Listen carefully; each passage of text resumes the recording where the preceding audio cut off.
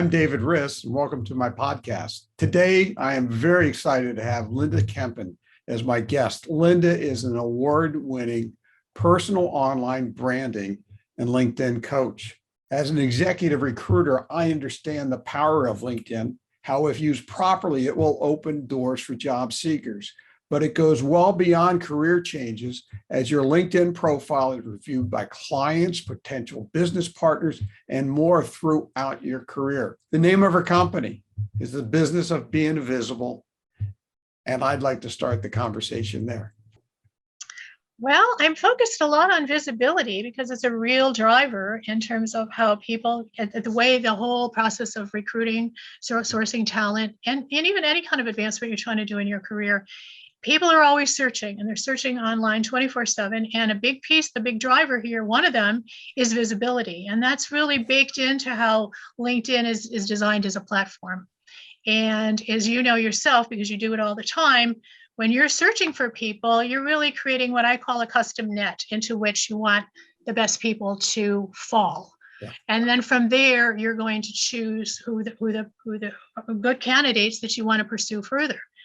That mistake that I think a lot of people make, or they just don't realize it, is that if you don't have good content in there, you're not good. And I've heard you say this, I've heard you tell this to other people. You could have been a great candidate for me, Susan, but you didn't show up in my search results. One of the things that I tell candidates when they say, well, why should I spend time on it? And I say, because that's the very first place that recruiters look when they're taking on a job search. In my case, I'm an executive recruiter, but I know the internal recruiters, the corporate internal recruiters, first place they look invariably is LinkedIn. Well, and then there's one more piece of this too, and it doesn't speak to the visibility part so much, but it does speak to the importance of having a really strong LinkedIn profile, and that is the fact that it's active for you through that whole process of being a candidate. So if you think it's just going to get your foot in the door, you're really underestimating how it's going to carry, because people are making judgments along the way as to whether you're the right candidate. You don't know who internally at a company or an organization where you might be under consideration has their own agenda, has somebody else they're trying to put forward. So they'll compare your LinkedIn to their LinkedIn and say, well, John doesn't really have all these things that my candidate does. So all kinds of things can be going on behind the scenes that you don't even realize, because it's out there for people to see and review. And if yours is a bit lackluster, it's real easy for them to discount you because XYZ is missing, even though you have it. You just didn't bother to put it up there.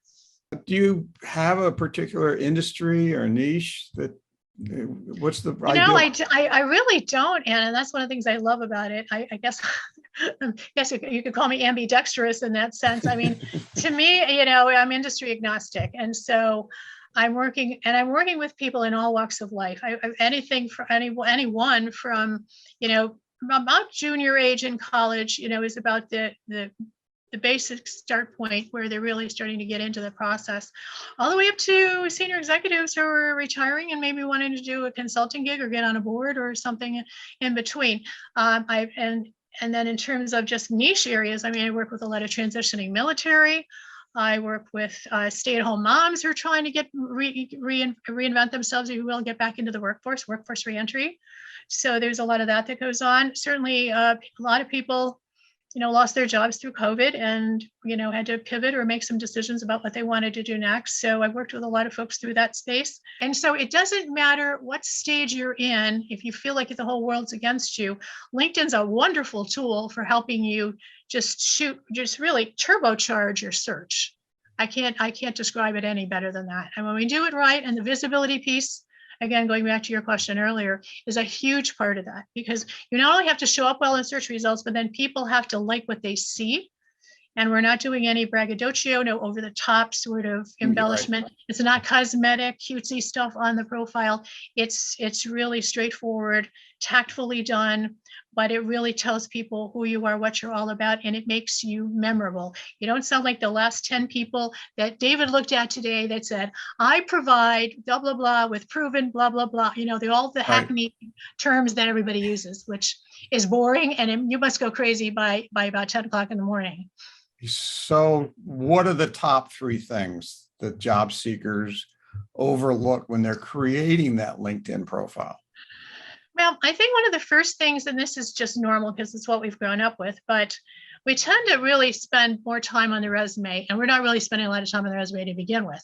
But we tend to dust it off and say, okay, this is it. I've got to go to soccer game. I'm going on vacation, whatever. Doesn't matter. It's competing with our personal time. And so a lot of people just do that. But what you have to think about now, and again, this is something most people don't realize, particularly if they haven't looked for a job in a long time, or again, if you're this fresh crop just coming out of school, that everybody's prepped you for your resume, but they haven't really spent much time on your LinkedIn. And yet the LinkedIn piece of who you are and what you're all about is the driver. And so think of it this way. How many people are going to see that resume in the course of your search? Maybe 24. Right. How many people can see right now, right this second on LinkedIn? Over 500 million. So where do you want to put your energy? That's very true. So that's one of the things. And the other thing that, this has been going on for a while now, but one of the things that I saw a couple of years, even a few years ago, is that people have been interviewed with a print off of their LinkedIn profile as they were sitting across the desk, not doing it digitally. They may be doing it now, being interviewed that way, but you can't see what's on their desk. But that's what they're using. They're not interviewing people off of a resume, because LinkedIn gives you a lot of other advantages too, like that 360-degree view, of all the things that can come into that and can be integrated into your profile based on their features and functionality, recommendations, skills, endorsements, just all of those kinds of pieces. So it's pretty good stuff. And one of the things I love about it is it gives us so much control over the message that we can share with people, so that people know who we are. They know how we're wired. When people come to your profile, they want to know several things. And then think of it in terms of, it doesn't just have to be a recruiter, but any people want to know how you're going to fit in, how you're going to solve that problem that brought them to that point. They've got a pain point. And so either you're a good solution for that, or if they don't know, they'll just keep searching and looking. So they want to know that. They want to see there's a trust factor they're looking for in terms of your sphere of influence. Who do you know that they know? Those kinds of pieces are important. They want to know how you're going to fit into their culture, if it is a job, or you're joining a board, or looking for a strategic partnership. What's it like to work with you? How are you wired? And we're not writing a novel here. LinkedIn doesn't give us that much room. But at the end of the day, we do this in a way in which you show up for your full value, and you allow people to know these things about you in great ways that are just little gems, but they make a difference in terms of making you memorable and unique. And when you show up for your full value in there, what I call showing up right, well, and strong for what you want to be found for. When you do this, it happens. So one of the things that I tell people is that LinkedIn provides them with an opportunity to show their personality more so than a resume. Right, absolutely. So the resume kind of fits into kind of a square box, doesn't it? And so I'm disappointed when I see LinkedIn profiles that are exactly the resume. That's the bare minimum that they should have up. The other thing that people forget is one of the really simple things: a nice picture. True. With a smile. And it does not need to be a professional headshot. One of the other things that I just want to, kind of double back on your question a few minutes ago, in terms of one of the top three things people overlook and don't think about, and this is especially important if you're worried about ageism, is that if you've got a lackluster LinkedIn profile, recruiters, hiring managers are instantly making a decision about how tech savvy you are, or more importantly, are not. And so for our seniors or anybody who's not into tech, get somebody to help you do this, because if you don't, you are going to get passed over, because you are literally a dinosaur. And all of these, there's a lot of judgments that are being made, and not to be mean about things, but just because you guys have to scrutinize and make your decisions, and you've just got to do it quickly and move on and find the best people as quickly as you can to satisfy your customers. So you have to, just have to be savvy about these things. And in the absence of a conversation like this, most people don't even hear about this stuff. They just don't know, and so Sure. they just pop their resume content up there and off they go. So, yeah.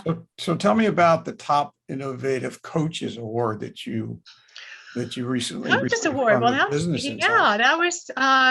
that was a huge surprise. And because it came out of the blue. I mean, literally what happened was that Business Insider last year decided that they were going to put together the first a list of top innovative career coaches based on how people were working with their clients during COVID.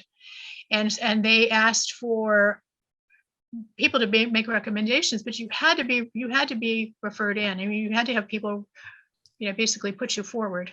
And so, and I guess a lot of my clients turned out because I made it into the top 20.